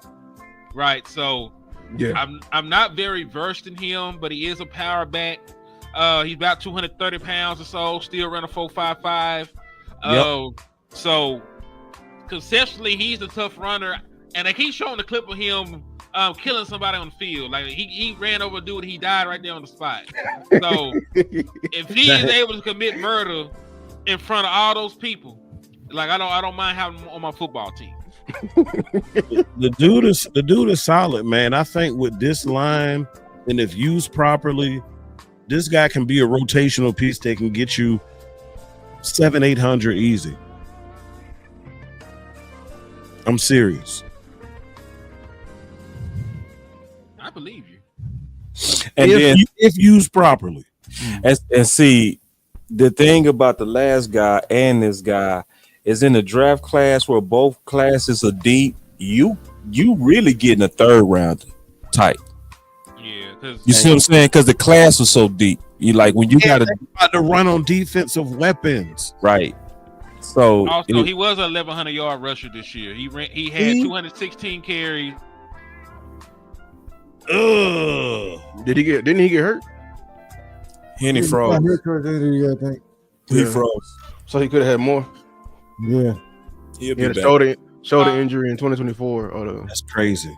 Hey, Can you hear me now? Yeah, I can hear you now. Yeah, I was saying 1,115 yards, 5 a pop, 8 rushing touchdown. His long was 83. See, 83. Ooh, wee. Yeah, I mean, sleep was happening, y'all. Sleep was happening.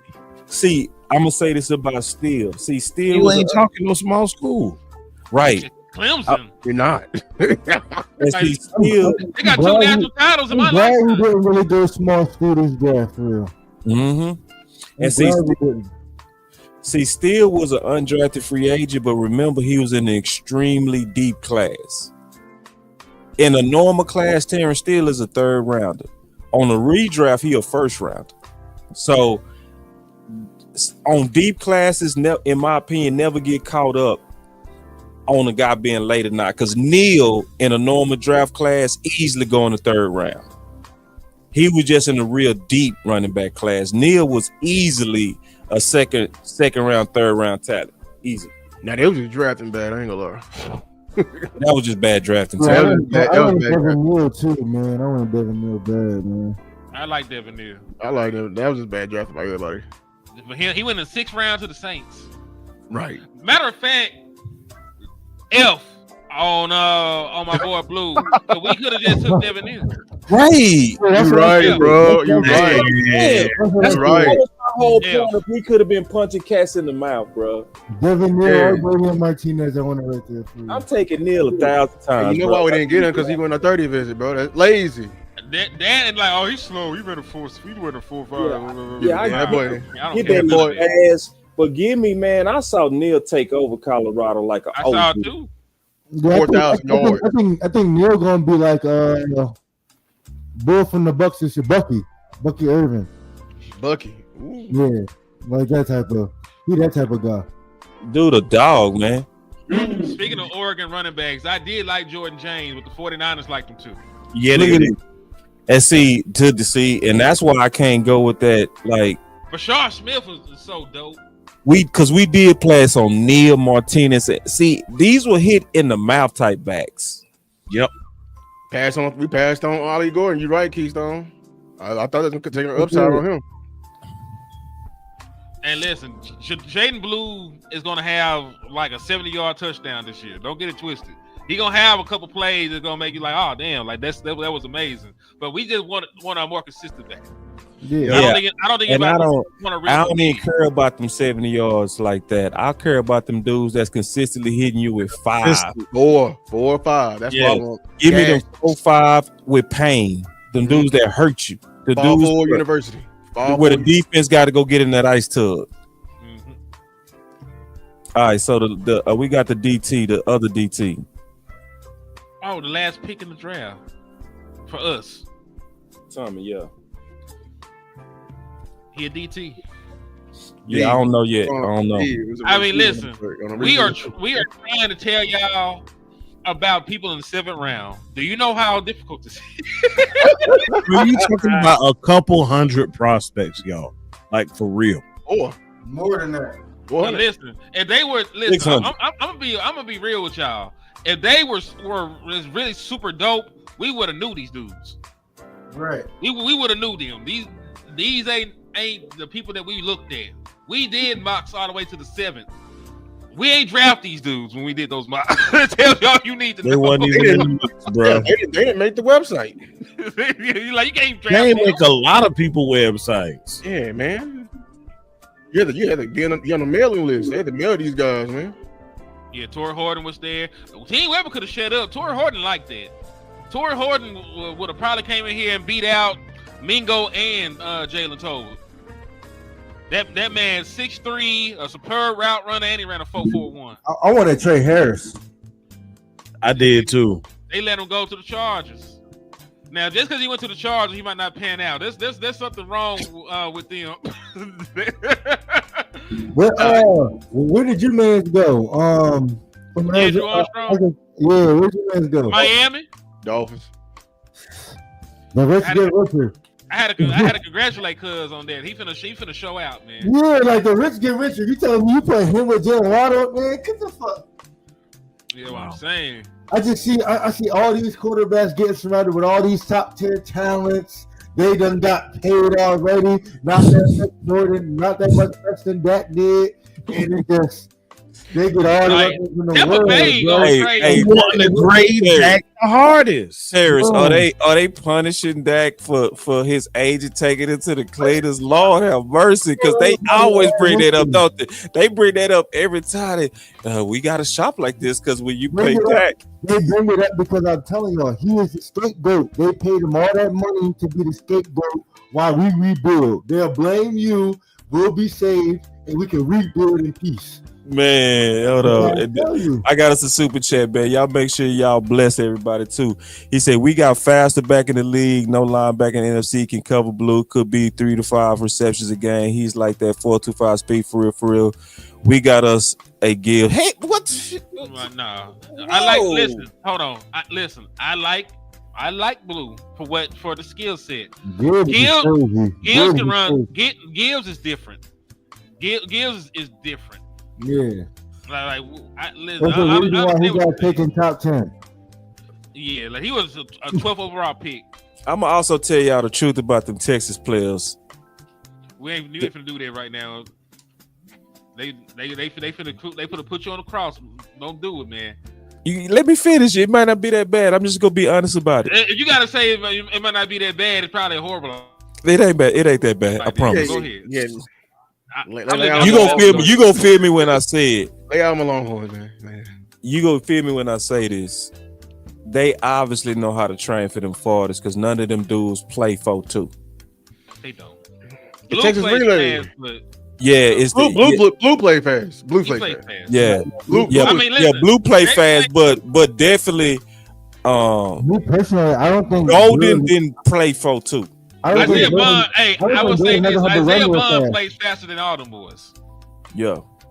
So it's like, and see, that's why we had this question. Me and Lou had this question before. Are you really fast, or is that knowing how to train for a 40 and be strong at a 40? Boss, watching some of the film, I don't think Golden could really run as fast as he possibly could because he knew Ewers couldn't give him the ball. To be honest with you. Yeah, I appreciate it. You are as a Texas fan, you are 100% correct when you said For real.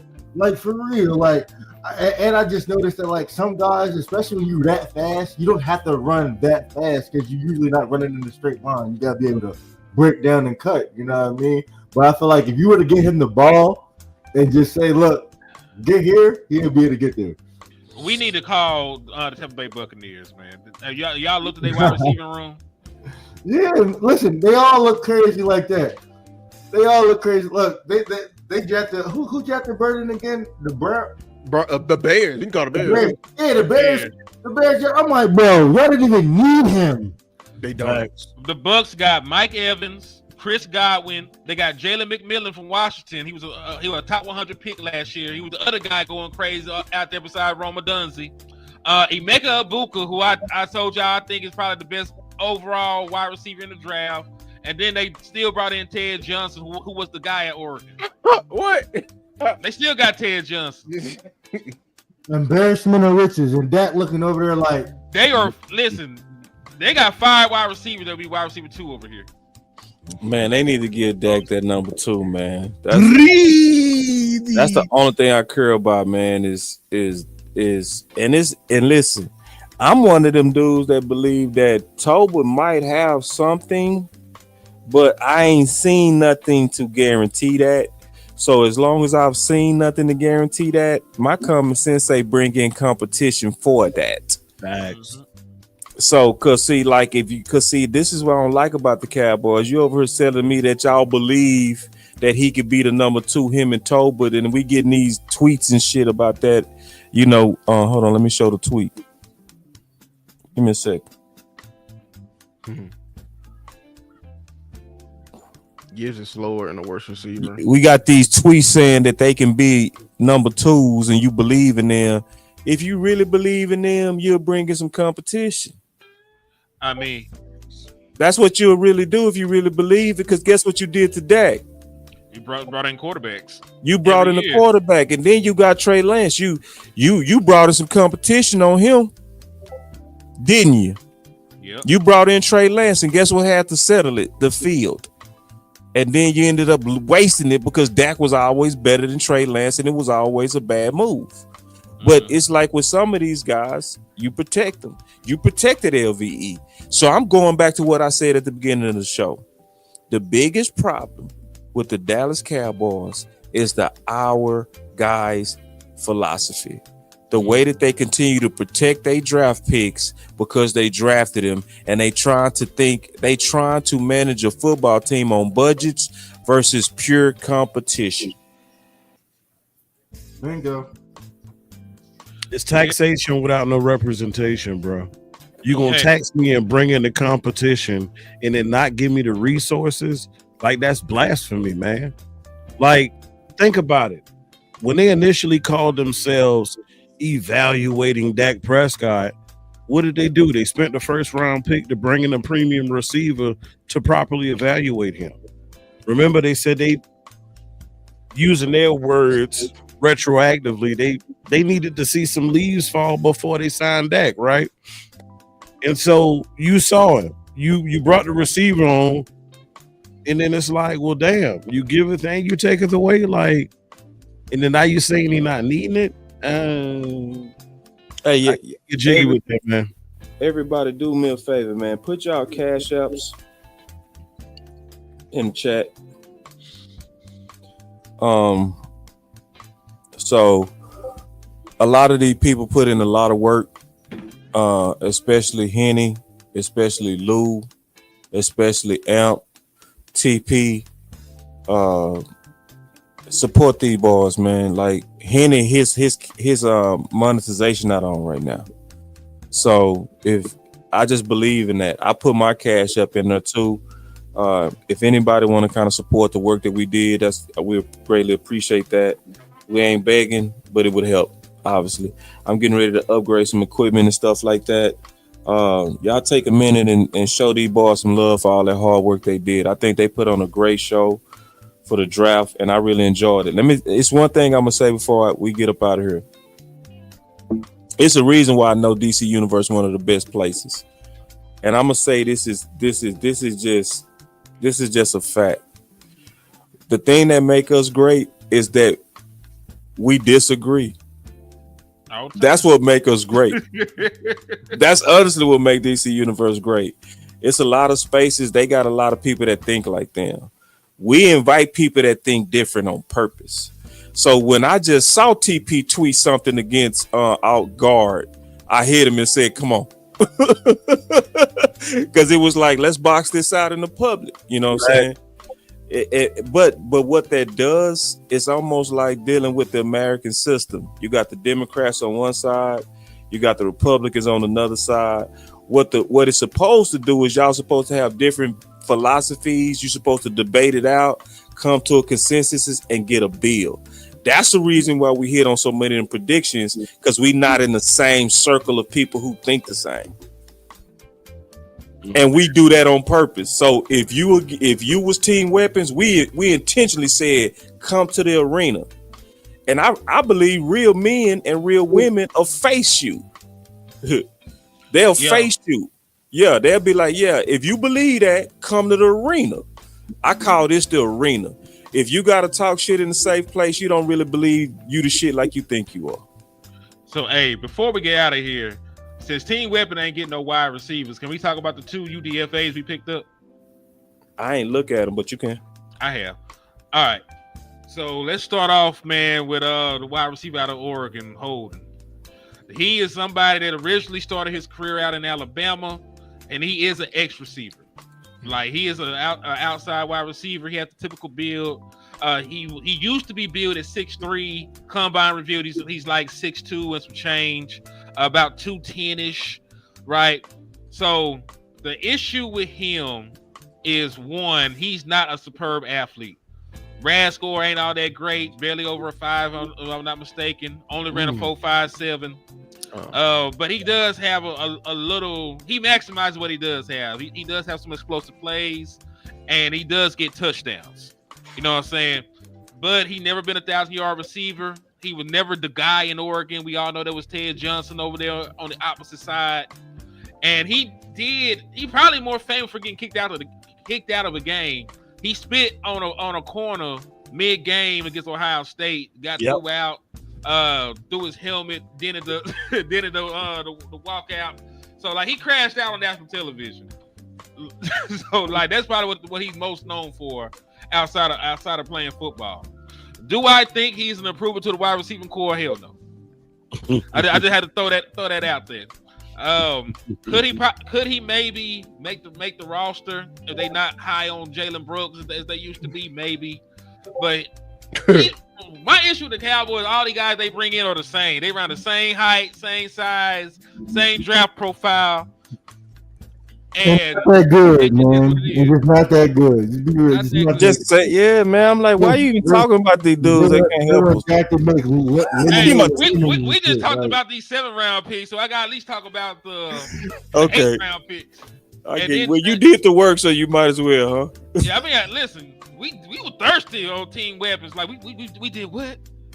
Like we signed what? We got a wide receiver. Man, we talking about undrafted free agents. Man, then we got Josh Kelly from Texas Tech. What's funny about him? He actually played with Cam Ward for a season. He was over there with him at Washington State. Yeah, Washington State. Now he actually got production. He just if Holden is slow, he's slow as fuck. Man, I remember him at Texas Tech. Yeah. Listen, he be going crazy. Also, shout out to that's Vosh. Shout out to Vosh, man, for the cash app. That's love, man. Right see, that's some OG stuff right there. Hey, that's somebody who know about the struggle, man. He know about the struggle, man. Let's see when another YouTuber be like, bruh.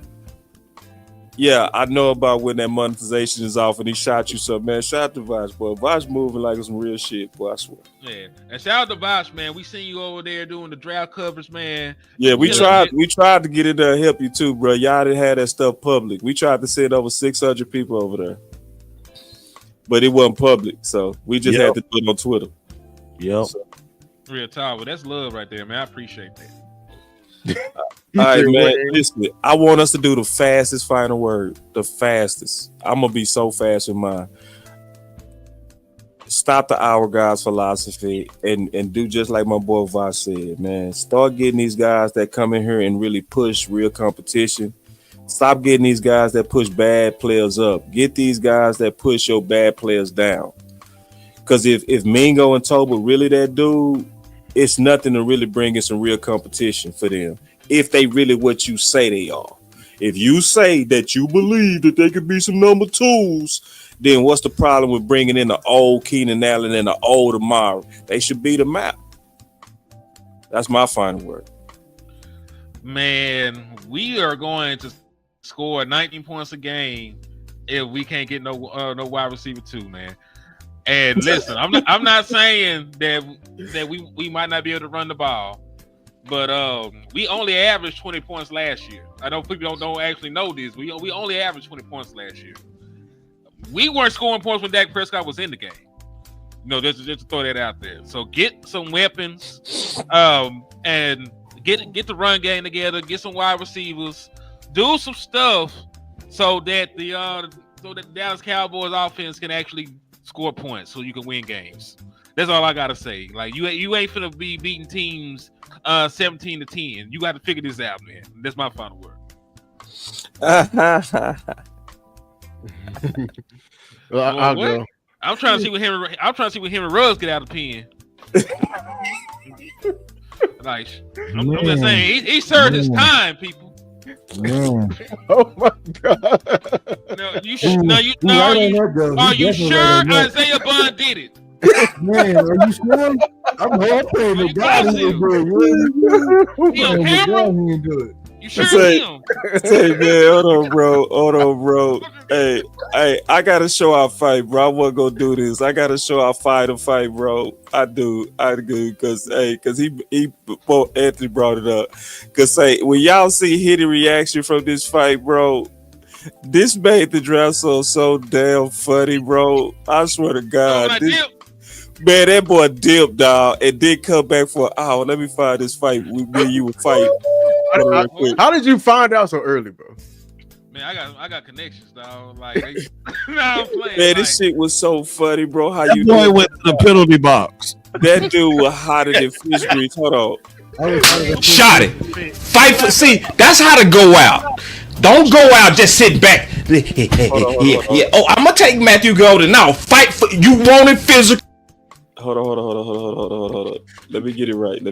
Turn off The this camera music. was looking at the sky. That shit was so funny. That shit had me rolling, bro. How you dipped out, dog? That dude was mad as hell, bro. I ain't never seen you that bad, bro. Check this out on the draft. This was us coming right up to the pick. So, and I said we was gonna fight up to the pick, and it happened. Look. Shot it. Fight for. See, that's how to go out. Don't go out. Just sit back. Yeah. Oh, I'm gonna take Matthew Golden now. Fight for. You want it physical. You said you wanted physical. Fight for it. How you know we ain't fighting Matthew Golden? Man, whatever, bro. You know he ain't fighting for no goddamn Matthew Golden. You know you want to fight for Matthew Golden. Get out of here with that bullshit. How you know that? Because they want to sell the jersey. He ain't fight for no damn Matthew Golden. Cause you should have seen how he talked about speed the other day. He said speed. Psh. Yeah, your head coach. And so he was shooting down the 4.29, my man. You know it. Brad, how much do you want to get more speed on your offense? It's always something you look at, Todd. At the end of the day, this is an exciting time of year. Speed in this league is important. It's not the only way to do it. Yeah, let's go. I don't know nothing. Because you know what? If you want a booker, you should want to move down anyway. But you're so thirsty for a weapon, you want to reach. I ain't reaching. You don't want to talk about getting a damn table. You're a reacher. Reacher. Let's get the picks. That might be a little true there. We were praying for the might be true. Y'all want to get a receiver, ain't even get 1,000 yards, you thirsty ass. You want to put a damn ball on the FCS. That man ain't got nobody. I'm keeping it real, goddammit. I'm fighting for my damn team, and I'm fighting for my pick. I told you I'm gonna fight you all the way to the pick, so let's fight. Hey, is the pick in or is it a trade? What we doing?